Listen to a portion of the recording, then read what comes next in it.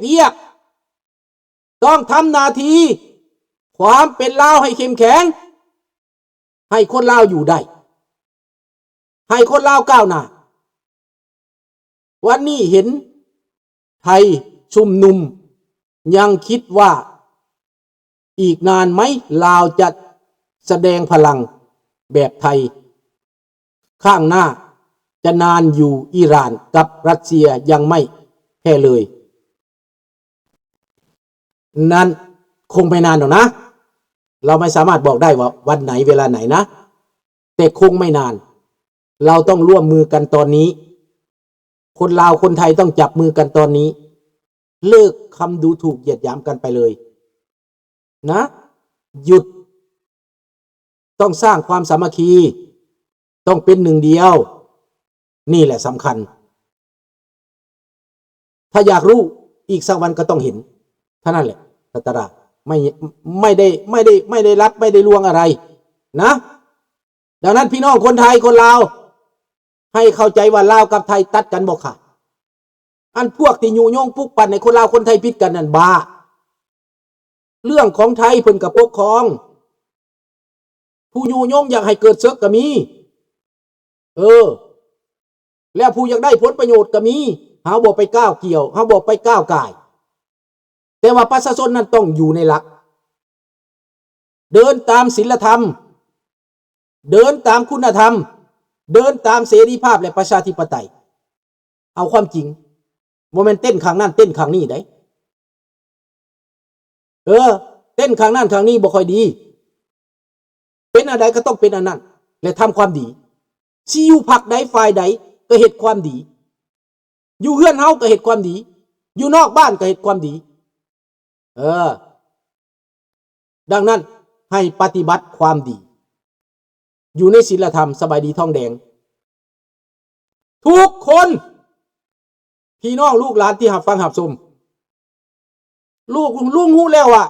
ประชาชนลาวทั้งประเทศเทใจให้พระองค์แล้วตอนนี้น่ะได้ยินข่าวตัวนี้น่ะแตกสะพัดบ้านสะพัดเมืองไปเบิดแหละแตกเลยทูตลาวแดงก็นางบ่ติดแล้วอยู่ในฝรั่งเศสนั่นน่ะนางบ่ติดแล้วสิกีดกันได้ก็กีดบ่อยู่แล้วถ้าผู้ใดเปลี่ยนค่ายผู้ใดเปลี่ยนใจพระองค์ก็ให้อภัยในตอนนี้นะลุงเองก็ให้อภัยได้ผู้ใดเปลี่ยนใจผู้ใดเปลี่ยนค่ายในตอนนี้มาสนับสนุนพระองค์มารวมงานในพระองค์อดีตบ่เว้าแต่เว้าต่อไปได้เว้าอนาคตได้ถ้าผู้ใดทรยศผู้นั้นต้องรับกรรมกรรมสิสนองเองนั้นบ่จักและไผผิดกรรมมันเป็นตัวแนวใดบ่ฮู้เด้อกรรมนั่นบ่มีตัวมีตน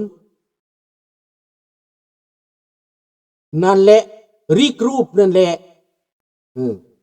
รียูไดเด็ดนั่นแหละเราต้องร่วมกันด้วยผลประโยชน์ชาติมาก่อนความแตกต่างทางความคิด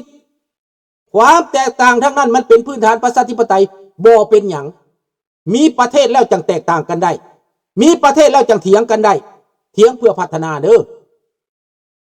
โอเคบ่ลูกหลานทุกคนโอเคบ่แนวนี้นะ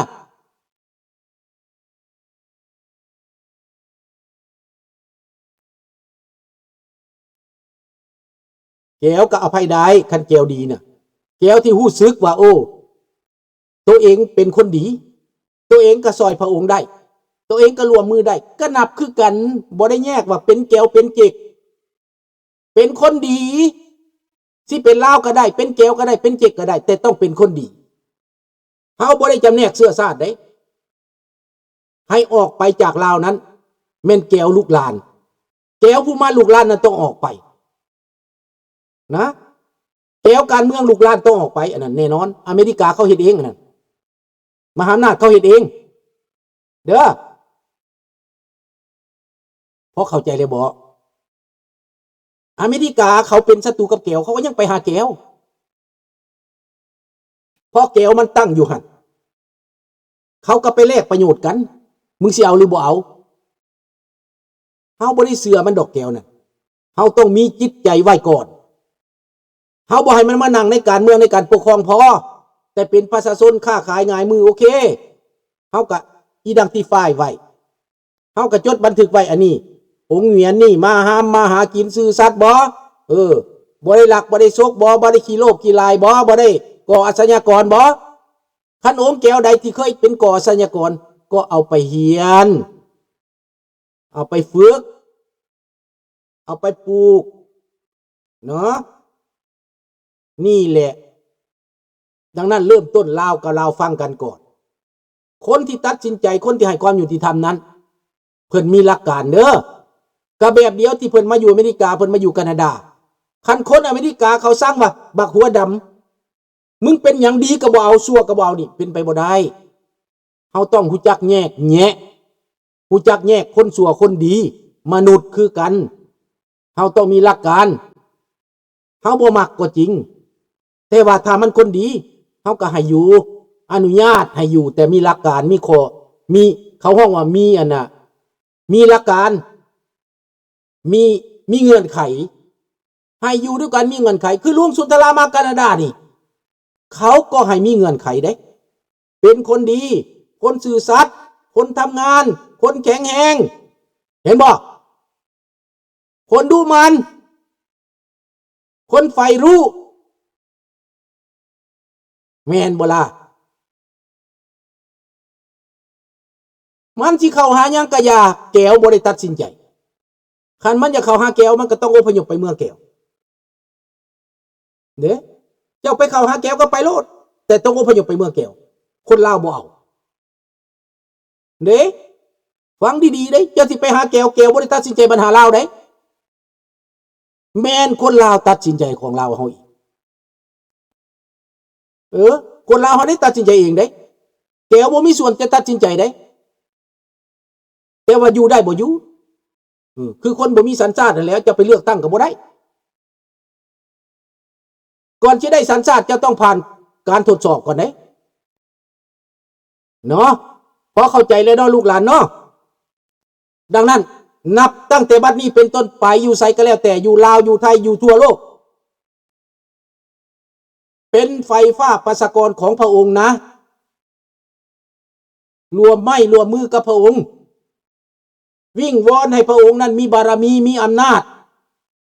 และวิ่งวอนให้พระองค์ตลอดปลอดภัยอายุยืนนาวจงทรงพระเจริญนะพระองค์ทรงพระเจริญ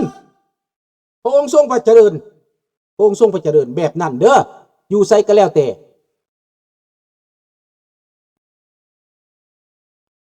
ต้องพร้อมใจกันแบบนั้นส่งเสียงถึงพระองค์เรื่อยๆเด้อพี่น้องเอาลุงจะมีเท่านี้มื้อนี้เพราะว่าลุงจะไปงานได้มื้อแลงนี่ได้ไปเที่ยวงานจักบาทกันเด้อบายบายราตรีสวัสดิ์ good night thank you see you tomorrow bye bye bonne nuit bon après-midi